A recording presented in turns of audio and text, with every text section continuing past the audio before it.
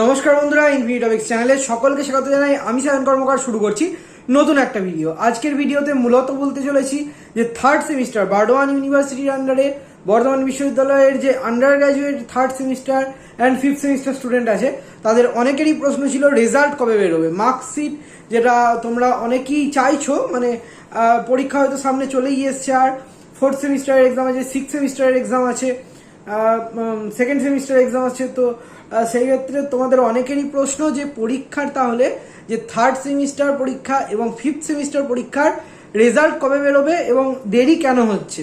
তো সমস্ত আপডেট নিয়ে আজকে এসে গেছি।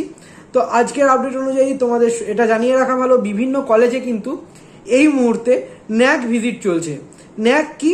ন্যাক হচ্ছে যে কলেজগুলোকে মানে পারফরমেন্স বেসিসে তোমাদের যেরকম রেটিং করা হয়, তোমাদের যেরকম পড়াশোনার ক্ষেত্রে গ্রেড আছে, grade A, grade B, grade C, A plus, B plus, double A, এরকম যেরকম তোমাদের পড়াশোনার ক্ষেত্রে যে গ্রেড দেওয়া হয় সেরকম কিন্তু কলেজেরও তাদের পারফরমেন্সের বেসিসে তাদের কীরকম পড়াশোনার ফেসিলিটি রয়েছে, তাদের কলেজের এনভায়রনমেন্ট কেমন, তাদের কলেজের টয়লেট মানে ক্লিন কিনা, সমস্ত মানে হাইজিন মেনটেন করে কিনা, তাছাড়াও বিভিন্ন টিচার যারা আছে বা ধরো যারা ফ্যাকাল্টি কাউন্সিল মেম্বার আছে তারা কেমন, সমস্ত কিছু বিচার করে কিন্তু একটা ন্যাক গ্রেড দেওয়া হয়।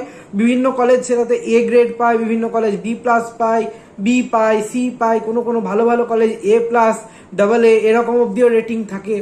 যেরকম বর্ধমান ইউনিভার্সিটির নিজস্ব রেটিং যেরকম এ, গুসকরা কলেজের ক্ষেত্রেও তাদের রেটিং হচ্ছে এ। আরও কিছু বিভিন্ন কলেজ আছে, Bolpur college B plus plus, এরকম আরও বিভিন্ন কলেজ রয়েছে যাদের ভালো ভালো গ্রেড কিন্তু ন্যাক ভিজিটের পর দেওয়া হয়। সাথে 2 কোটি টাকা বা 1 কোটি টাকার অবধি কিন্তু কলেজ পায়। এবার সেই ক্ষেত্রে এটার সাথে তোমাদের রেজাল্টের কি সম্পর্ক, এটা অনেকে হয়তো প্রশ্ন করবে।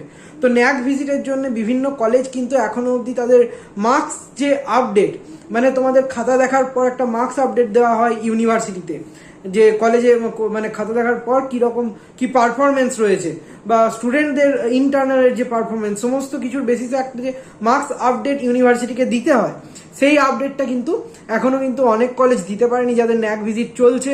বিশেষ করে গুসকরা কলেজের তো কিছুদিন আগে পরশু হলো ন্যাক ভিজিট। তো সেই ক্ষেত্রে তারাও কিন্তু মানে 1 সপ্তাহ সময় চেয়ে নিয়েছে পাঠানোর জন্য, যে মার্কস আপডেটটা করার জন্য ইউনিভার্সিটিতে। তো সেই ক্ষেত্রে তারা পাঠাবে। তারপর আবার তোমাদের থার্ড সেমিস্টারের ক্ষেত্রে তারপর মানে ওখানে একটা মার্কস প্রিপেয়ার করা হবে।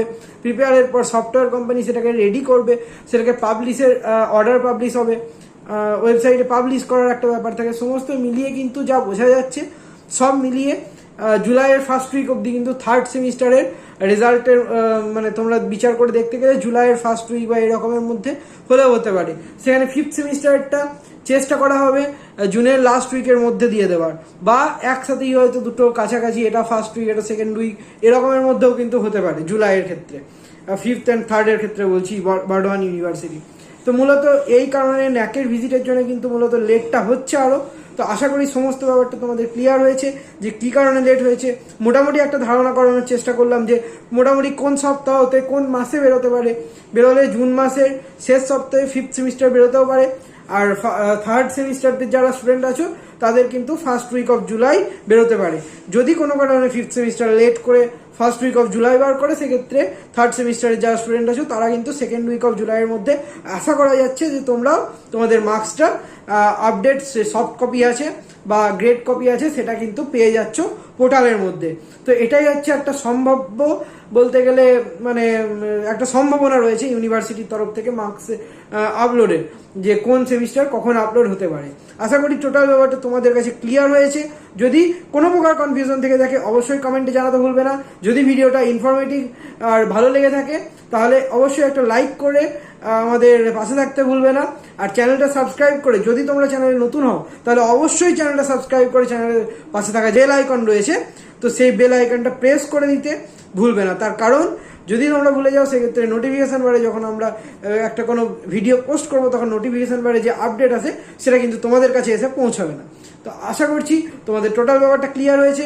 আজকের জন্য ভিডিওটা এটুকুই। তোমাদের সকলের সাথে দেখা হচ্ছে পরবর্তী ভিডিওতে। ধন্যবাদ।